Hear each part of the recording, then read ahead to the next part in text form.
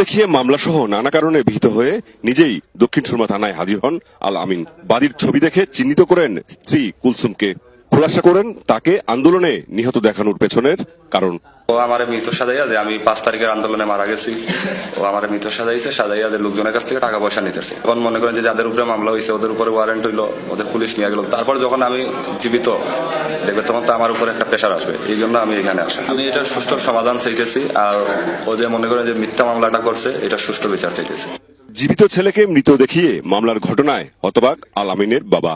আমার ছেলে মারা যায়নি, আমার ছেলে জীবিত। এখন তুমি যে মানুষগুলোর নামে কেস করলে, এটা কি ঠিক করলে? মিথ্যা কেস একটা দিয়ে আমার ছেলেরে হয়রানি করলে। এ বিষয়ে মামলার বাদী কুলসুমের সঙ্গে কথা বলা সম্ভব হয়নি। শেষ খবর পর্যন্ত তিনি নিরাপদ হেফাজতে ছিলেন। পুরো বিষয়টি এখন দেখছে আশুলিয়া থানা পুলিশ।